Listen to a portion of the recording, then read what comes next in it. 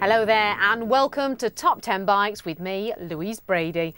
Well, once again, the Men and Motors panel have considered long and hard the best and the worst aspects of bikes available for sale in the UK, bringing you the definitive top 10 list for each category of bikes. This week's, we've got sports tourers. This coveted award will be presented to the manufacturer of this week's #1 machine. The question is, which bike will it be? Stay tuned and find out this week's winner, as it'll be unveiled later in the show. Many of us bikers love to travel and see the world. If we can do it whilst riding our bikes, then all the better. But what if you get to the south of France and find your bike in nirvana, twisties to die for, and you're stuck on a touring bike? Well, what you need is a sports tourer. Plenty of comfort for you and your pillion to travel huge distances, but when you get there, a thoroughly competent bike that allows you to enjoy those dream twists and turns. Time to find out if our top 10 fit that criteria. Let's take a look at the bike in 10th position. Starting today's countdown is the BMW K1200RS, which is in at number 10. BMW may be better known for its boxer twin engines, but many of its top bikes are powered by inline fours. The K1200RS features an 1171cc version of that engine with 133 brake horsepower, which may sound good. But if I tell you that this bike weighs in at a hefty 285 kilos, then you may well think 130 of your finest isn't good enough after all. The K1200RS does its best to provide you with optimum riding experience. Bars, foot pegs, screen, seat, and even the levers have multiple options to allow you to tinker till your heart's content and hopefully give you that made-to-measure feel. BMW K1200RS does everything you ask of it, but it's just a little uninspired along the way, and there are so many other bikes out there that do everything it does better and cheaper. BMW's K1200RS is the John Major of motorcycling. Very accomplished, but a little bit lacking in character, just blends in, doesn't really shout anything. BMW do the touring thing so much better with their opposed twins, they really do. So for me, I just don't really get on with this bike, don't like it at all. It would be extremely good for covering very long distances, except the fuel range isn't particularly good, which is unusual for a BMW. And I think the build quality is overrated too, so not a big fan on that one. Well, I think it's BMW's attempt at a sporty motorcycle, but I think they've failed. I think it's a good-looking machine, but it's definitely a heavyweight and not a Prince Naseem. So our combined scores for each category of street cred, build quality, performance, comfort and value give the K1200RS a total score of 69%. Putting it firmly in 10th place in our chart. In at number 9, the Aprilia Futura. Italian bikes haven't in the past had the best reputation for reliability and build quality. Well, it's time to lose that stereotype once and for all. Today's Italian bikes are as good as their Japanese counterparts in all areas. Take the Aprilia Futura for example. Power comes from a Re2 Mili engine. It's a 997cc V-twin lump, providing a handy 113 brake horsepower, which gives this bike serious sporting pretensions. Get this bike rolling and you'll soon discover that great brakes, quick steering and that grunty engine all combine, allowing you to turn your favourite A and B roads into playground. For a first attempt, the Futura is excellent, but a little more time and development and fitting are required before it can think of claiming that #1 spot. Aprilia know how to make comfortable bikes. They've got that knack sorted, and the Futura is one of the most comfortable bikes out there. The Futura, I almost don't care how it rides, because here's another bike that is very, very ugly. I mean, this is Varadero proportions, that's how bad it is. Well, what a strange styled machine. I quite like it, but it's really not everyone's cup of tea. But to sum it up, it's got a half-decent chassis and a great engine. So our panel's combined scores for each category give the versatile Italian Aprilia Futura a total score of 73%, placing it 9th place in our top 10 chart of sports tourers. Swinging in at number 8, it's the Triumph Sprint RS. Triumphs seem to be the nearly men in motorcycling. Their range is littered with fine bikes that are just bettered by the competition. The Sprint RS is one such model, based around Triumph's venerable 3-cylinder motor taken from the Daytona 955i. Of course, it's been retuned for more mid-range performance, and thankfully it works. Visually, the RS looks sportier than its brother, the ST, with its sexy half-fairing instead of the ST's all-over clothing. Add this to a double-sided swing arm, saving a lot of weight for the RS, and more importantly, it makes it a lot cheaper. The RS comes in at more than £1,000 cheaper than the ST, which makes it somewhat of a bargain. Idiosyncratic styling on the Sprint ST. It's not going to be to everybody's taste, but makes a fair alternative to a VFR 800 if you want something a little bit different. Sounds good, rides okay, no problem with it. A great bike. The motor's good but not very characterful. The actual delivery of it, it's pretty much like a 90-degree slope. There's no real kicks in the pants when perhaps you might want that on something a bit more exciting. You know, but saying that, if you're going to do the distance, this is a really good bike. The Triumph Sprint RS, well, that's quite a pleasant looking machine. It's a good all-rounder, it isn't going to scare you with power, and that triple engine makes a really interesting whining noise. So combining our panel score for each category, the very British Triumph Sprint RS scores a total of 75%, and that puts it firmly in 8th place in our top 10 chart. In at number 7, it's the first of the Japanese offerings, the Yamaha FJR 1300.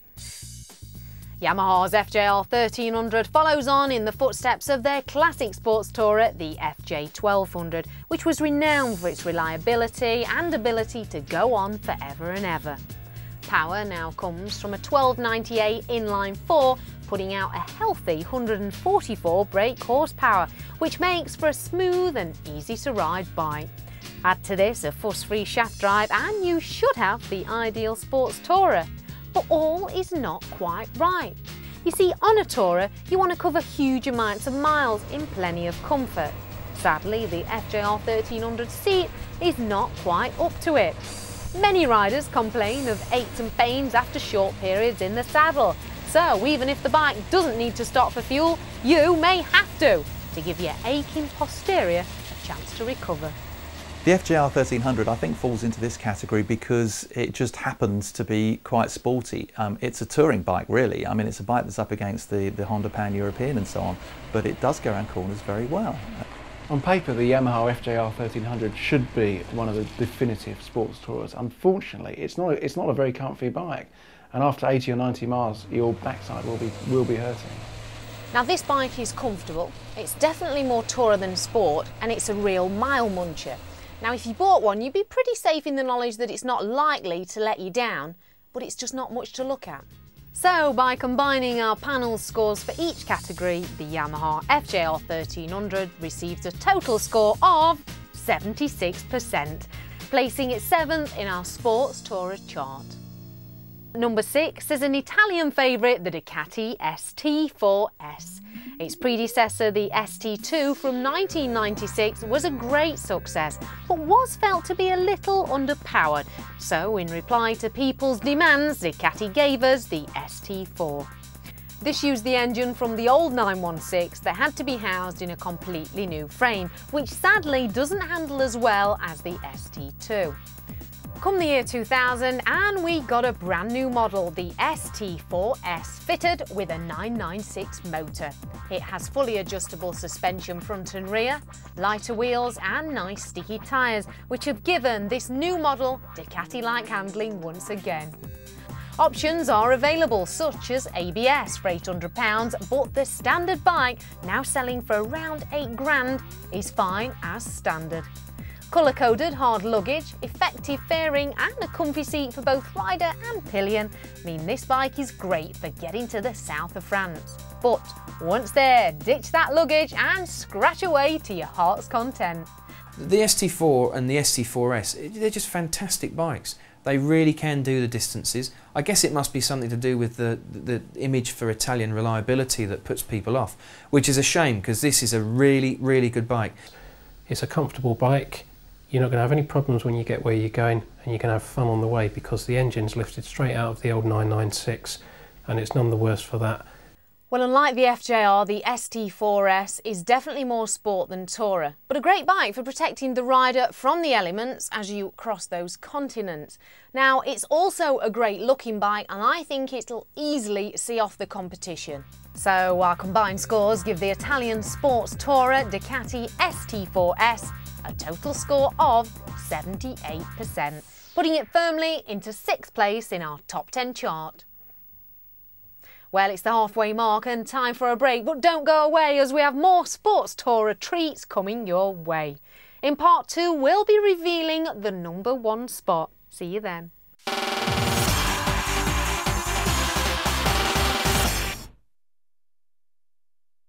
Hello there, I'm Louise Brady and welcome back to Top 10 Bikes. In this week's show, we're looking at sports tourers. So let's quickly recap the countdown from 10 to 6. At number 10, the BMW K1200RS. In at 9, the Aprilia Futura. And sticking at number 8, flying the flag for the Brits, it's the Triumph Sprint RS. At 7 in the chart, the reliable Yamaha FJR 1300. And slipping in at 6, it's the beautiful Ducati ST4S. So let's rejoin our countdown at number 5. And in at 5, it's Kawasaki's ZX12R. Kawasaki are a huge company comprising many areas of manufacturing. Fortunately for the biking arm, they also build planes, so guess who they went to when designing the ZX12R? The bike's so slippery that you feel it must be hard for the paint to stick on. It looks like it's doing 100 miles an hour when it's stood still.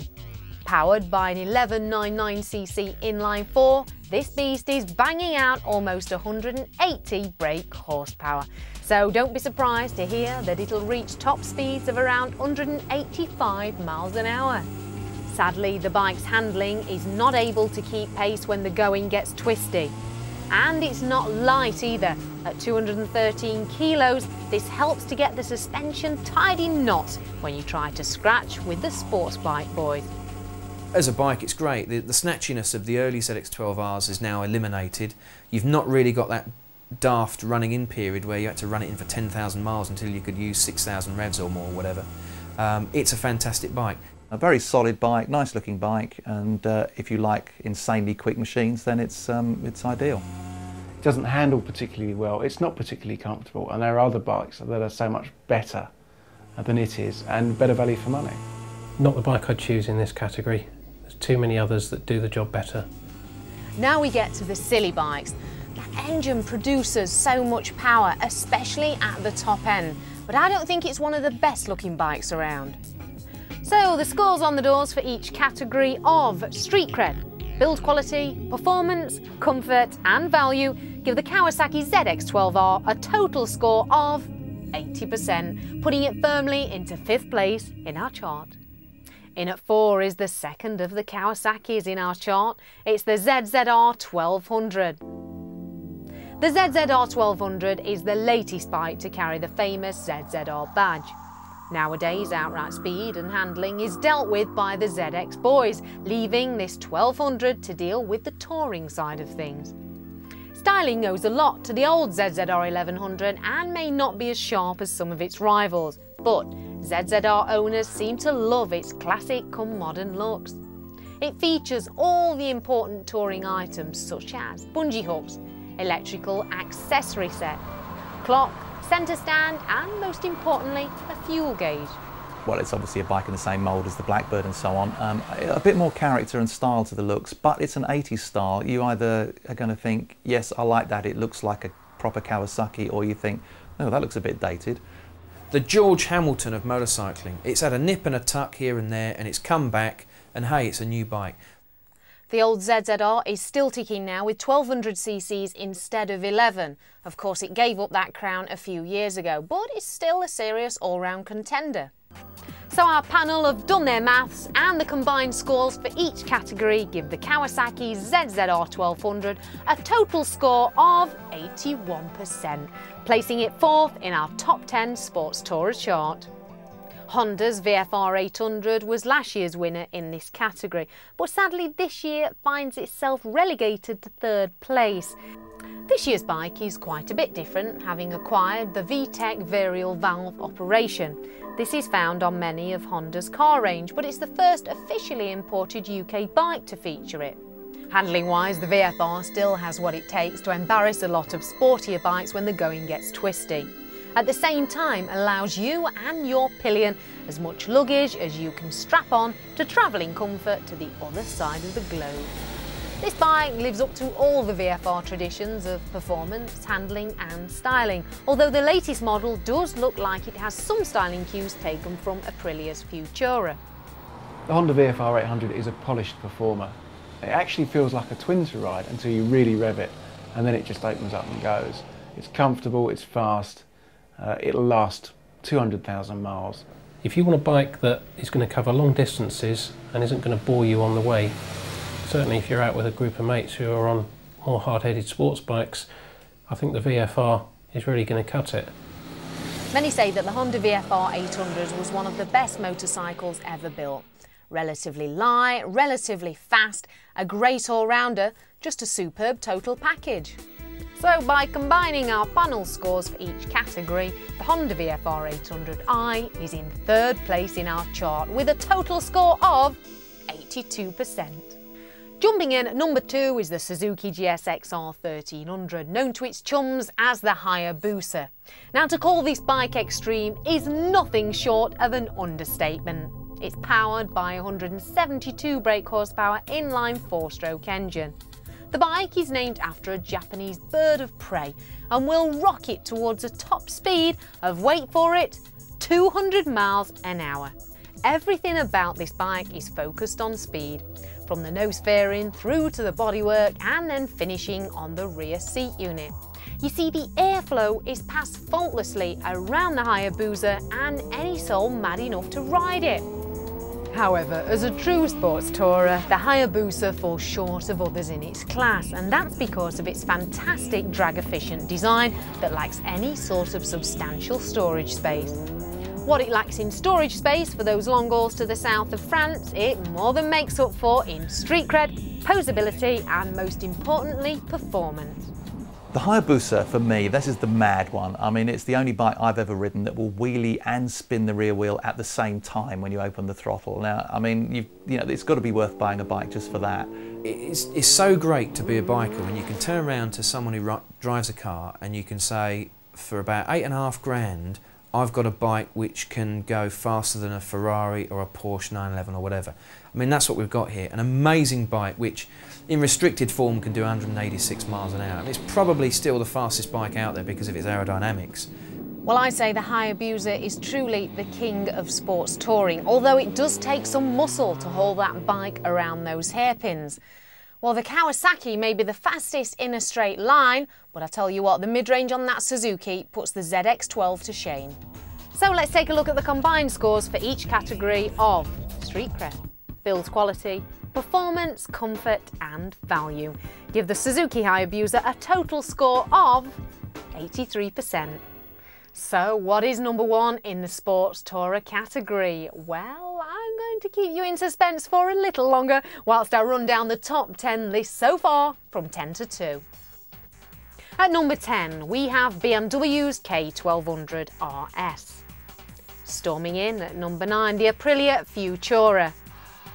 At number 8, the very British Triumph Sprint RS. Slipping in at 7, the good old Yamaha FJR 1300. And another Italian in at number 6, it's the Ducati ST4S. While at 5, it's the Kawasaki ZX-12R. At 4, we voted in the Kawasaki ZZR 1200. At number 3, it's the Honda VFR 800i VTEC. And at number 2, it's the very powerful Suzuki GSX-R 1300 Hayabusa. And the number 1 spot this year goes to the Honda Blackbird. The Blackbird first appeared in 1997, bringing forth a new breed of hyperbikes that combine outrageous top speed with practical all-round capability. With stiff competition from Suzuki's Hayabusa and Kawasaki's ZX-12R, the Blackbird still holds its own, all thanks to a unique combination of practicality, build quality and superb handling, which is surprising for such a big, heavy bike. The engine is superb and full of punch. The fuel injection boasts mid-range power and the top end is incredible. Open the throttle and you're hitting warp speed. Look out, Millennium Falcon. So let's see why it was placed in the #1 spot. The bike really shifts, it handles sublimely, brilliantly built and put together, and it still stands up. I think it says a lot for this bike that it's not had any major changes since it was launched back in the end of 1996. They've added fuel injection to it and just ironed out a few things, but it's pretty much stayed the same. I'm going to annoy a lot of people here because the Blackbird's got a big fan base. I just think it's fast but forgettable. I think it's extraordinarily quick, but it eats up tyres, which to me means it's not actually very good at touring. The looks like a piece of soap, doesn't it? It'll go on forever again. It's a Honda, the build quality is very good, but I can't see any particular reason to go and buy one. On the Blackbird, super fast, super reliable, super comfortable. It's the kind of bike you can do 3,000 miles in a few days, and it'll always get you home. Well, the Blackbird has a real stealth look to it, and you can slip away from traffic without anyone really noticing. It's supremely comfortable, the engine is very smooth, and it'll deliver you to your destination without you even noticing. Well, the panel's combined scores for each category gave the punchy Honda Blackbird a total score of 86%, confirming it as the #1 sports tourer for 2003. So, congratulations to Honda. It's great to be accepting this award for the Blackbird. The bike is now 5 years old, and for it to still be winning awards this late in its life is a really great thing. We think we've had a real winner, and obviously other people do too, so thank you very much. So that's it for another week. Hope you've enjoyed this edition of Top 10 Bikes. Join us next time for the Top 10 Insurance Friendlies. See you then.